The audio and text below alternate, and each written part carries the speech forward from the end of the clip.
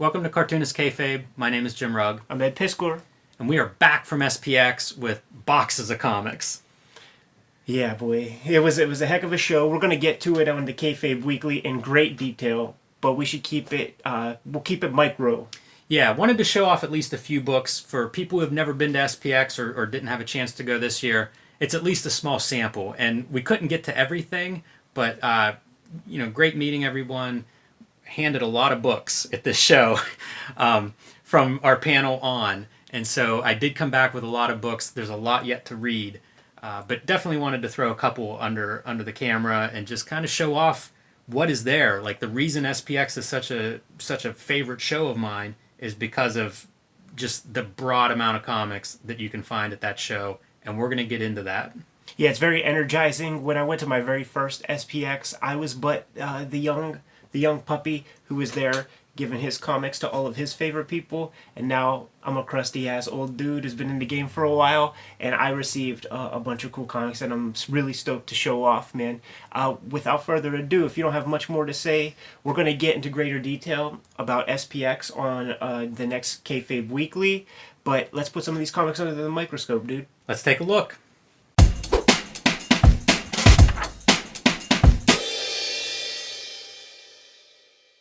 One of the cool things that I picked up was this sketchbook. I don't know if sketchbook's the right word, but a lot of artists will do this where they collect commissions or drawings.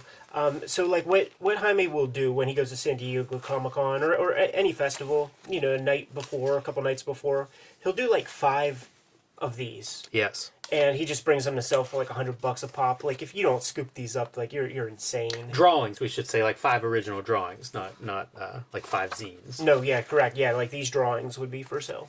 Yeah, so they're his characters or whatever he feels like drawing, I guess, and always immaculate drawings. And this SPX, Katie Skelly put together a zine collecting some of these.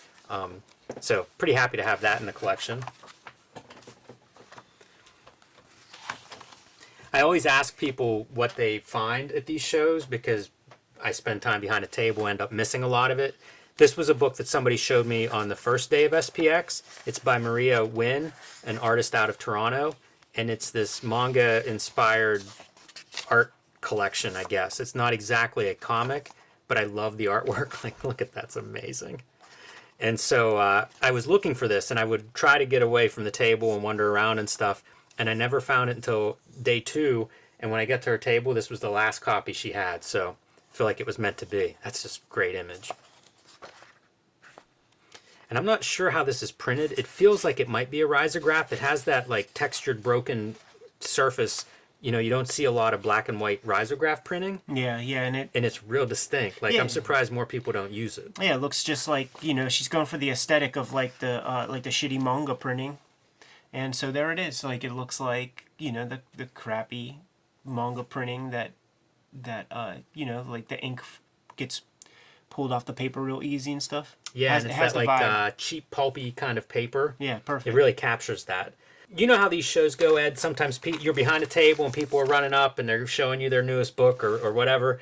So that happened to me with this artist, Jorge Munoz.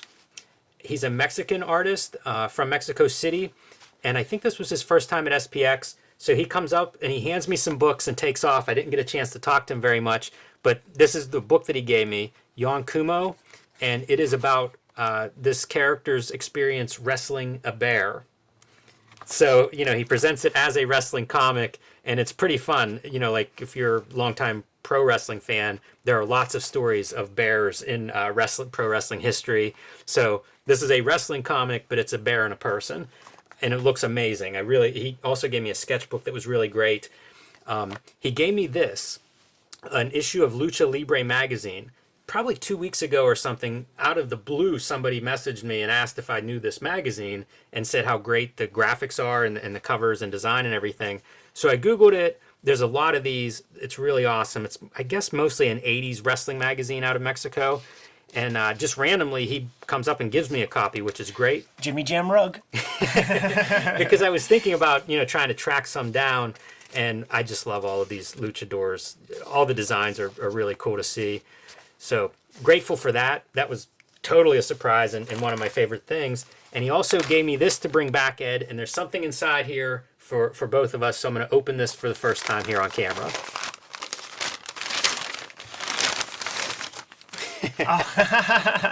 Looks like there's one for Tom as well. I'm just imagining like the human being, like, you know, who doesn't have access to prenatal vitamins and might have this size head. Yeah, I was actually imagining if I could get it on one of my cat's heads. Which one do you want, man? It doesn't matter to me. I'll keep Santo. These are really cool. Kind of detailed too. They even have the strings to close up the masks. You ever see a Santo movie? No, I haven't. I've only seen clips, but I'm very intrigued. I've always wanted to see some. Thank you, Jorge, and nice meeting you. I hope I see him at a future show because I have lots of questions for the Mexican comic scene. I'd like to pick his brain.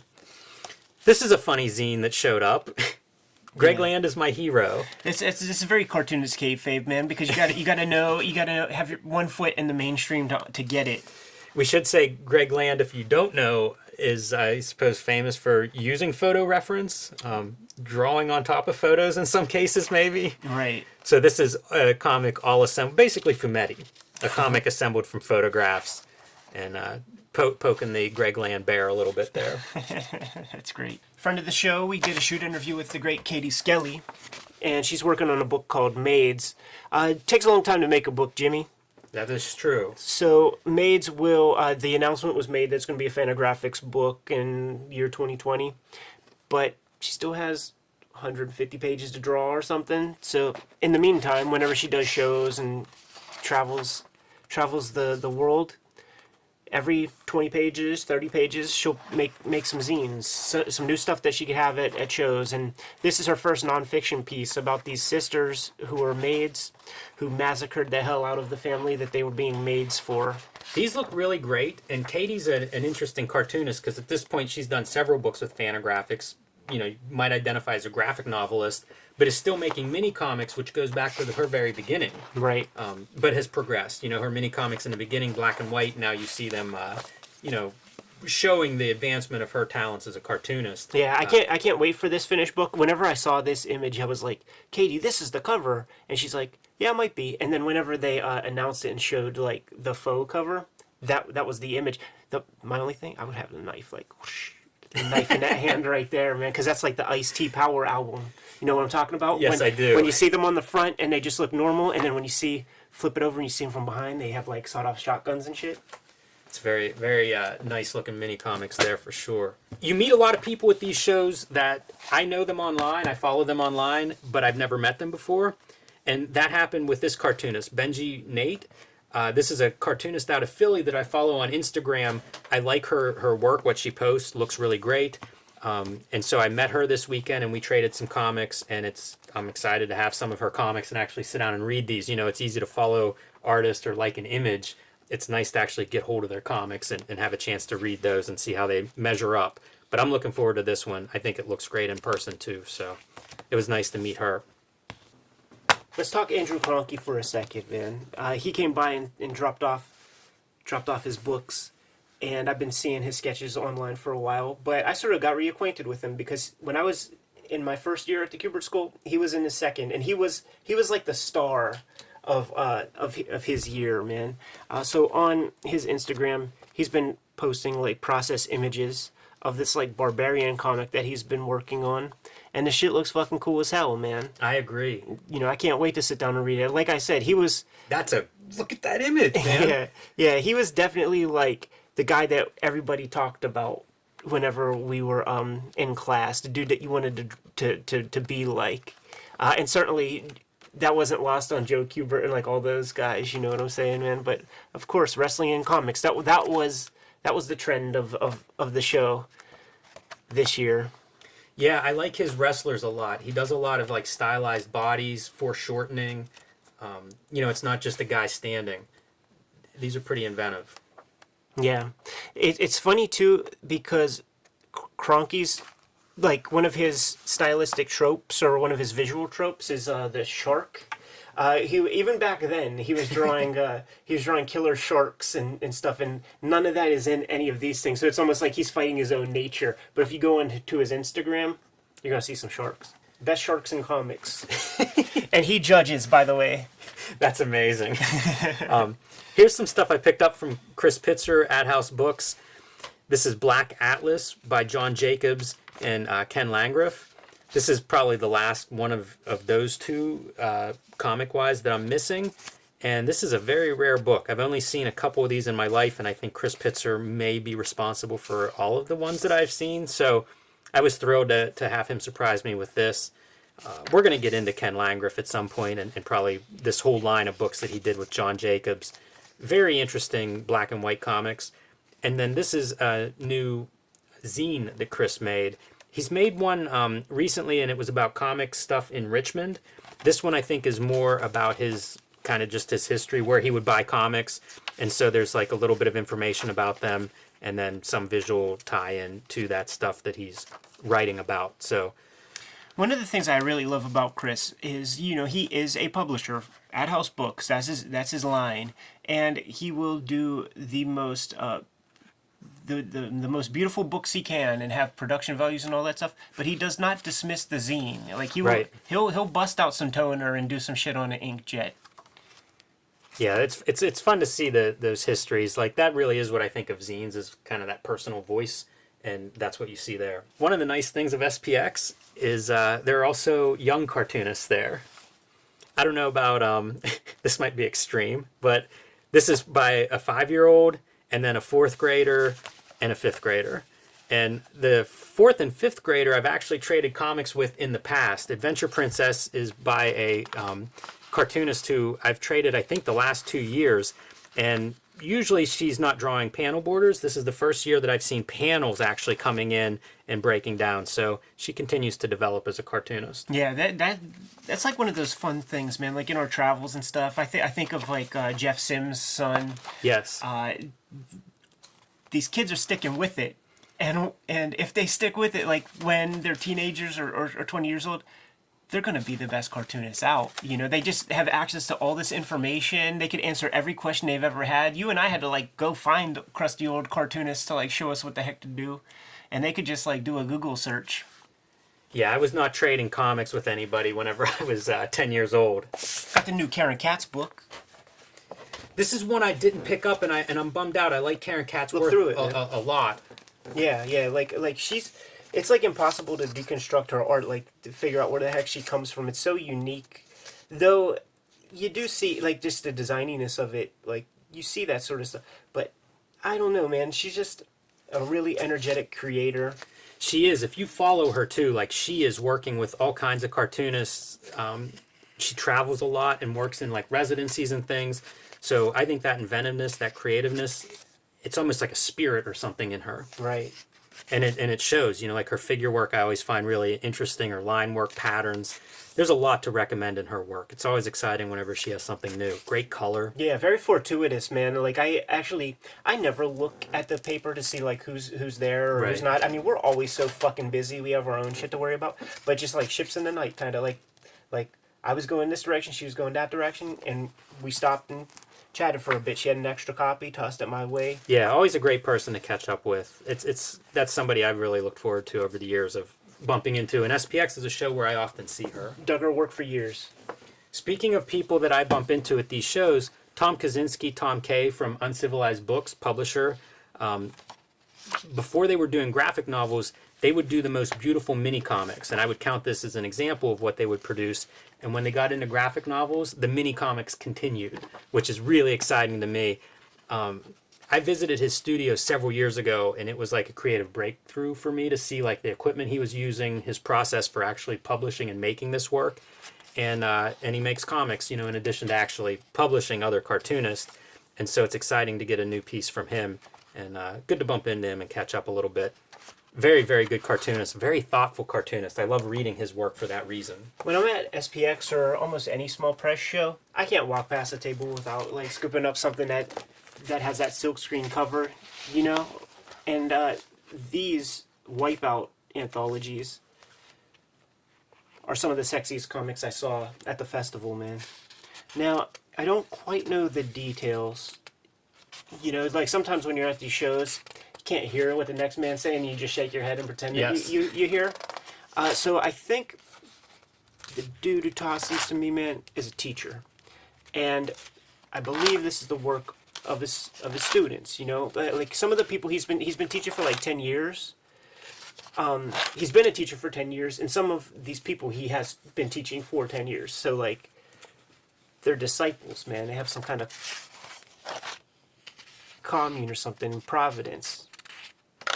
This is a nice package. Yeah, relentless. Yeah.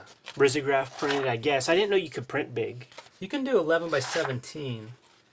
I mean, it's possible it's screen print, although that does not look like screen print. No.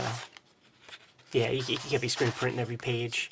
Wow, these are nice. Yeah, super awesome, man. One of the best packages I picked up while at the festival. It reminds me of Shaky Kane. Yeah, that does a lot. Wow, I love that, the muscle stuff underneath it. Little They Live kind of gimmick. Mm-hmm. Cool stuff, the Wipeout crew. Nice. I completely missed them, and that stuff all looks great. There were some spontaneous purchases, stuff I would just see, you know, walking around. This was a cartoonist, Mary Shine, that I had not heard of. And just walking around, the book caught my eye. And so flipping through it, you'll probably see what I mean. It's pretty rigorous cartooning, and it's this two-color. So we talked a little bit about craft. She said she would actually, this is drawn on paper, and, you know, would draw the two colors on just separate, different sheets of paper. Yeah, classic, man. That's like the Klaus technique. Looks great, though, right? I mean, like, that's impressive cartooning for somebody kind of out of the gate. I don't know. She may have done some books before this. I can't speak to that, so I could be talking out of turn there. But I was impressed on a flip through enough to pick it up. Yeah, it looks great.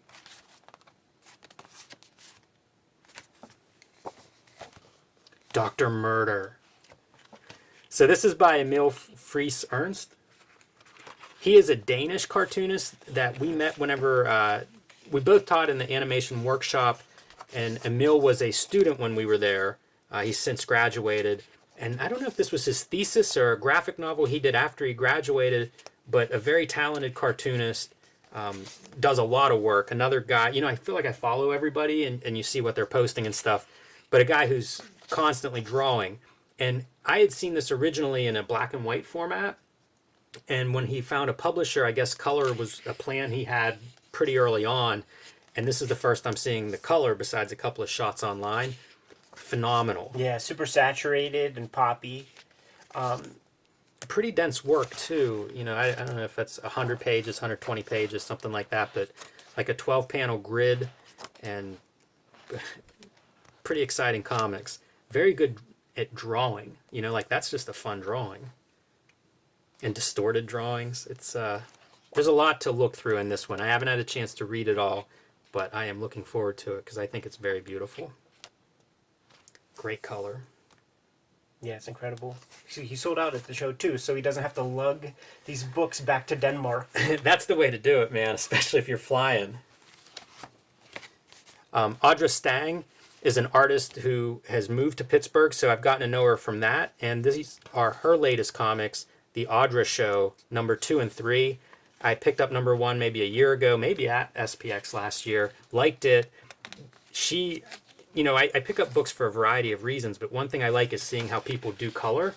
And this is marker colors and kind of a limited palette with those markers. I think it's a very attractive look. Half the stuff I pick up, be warned everybody, like I'm probably going to steal some stuff from you. So I really like her approach with color and with markers, and especially the stuff where she's using maybe 2 different colors to great effect. So I like these. They're somewhat slice of life, kind of like short fiction type stories, and very pleasing to look at. Last one I want to show off, man, is Dirty Work at the Crossroads.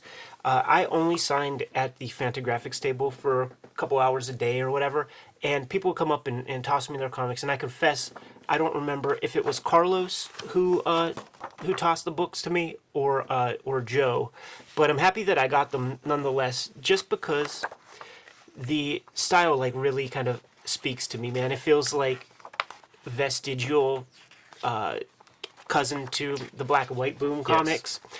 And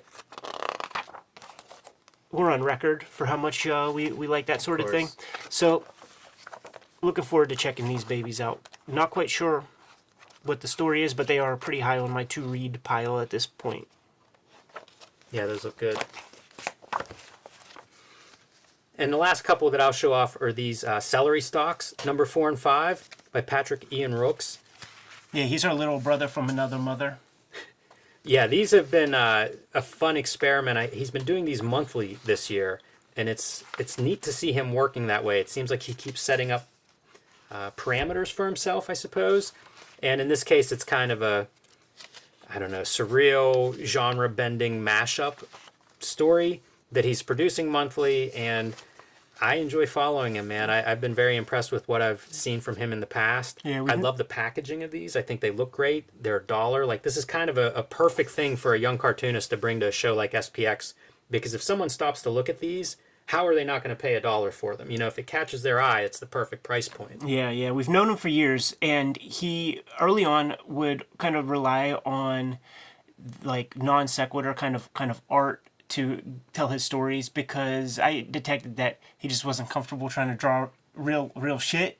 But he's moving in the direction of being more representational and handling some like real life trees, not outer space trees or shit like that. So like every time I see him, man, the work is getting better and better, and it's going to be fun to watch as time goes by. Yeah, I feel like I could go on and on. I didn't even bring everything that's laying here is by no means everything I brought home from SPX, but I think that's a good sample and probably a good place to conclude. Great show. I bring home a lot of books from SPX whenever I go. It's one of my favorite places to actually just wander around and look at what's out there and find a lot of stuff I had no idea existed and a lot of new artists that I'm interested in after that show. So hope you've enjoyed this. If you've never been to SPX, I would highly recommend putting that on your to-visit list. And to all the artists that we met this weekend, it was great catching up, great seeing your work. That's kind of a wrap for SPX this year. All right, man. Jimmy, we got comics to draw, so we better get the heck out of here, right? Kayfabers, if you haven't done so already, like, subscribe, and follow the YouTube channel. Hit the bell icon. We'll let you know whenever we have new videos available. You can pick up Cartoonist Kayfabe merch at our spread shop. There's a link below the video to that. Let's go get to it, Jimmy. Give them the marching orders, dude. Read more indie comics.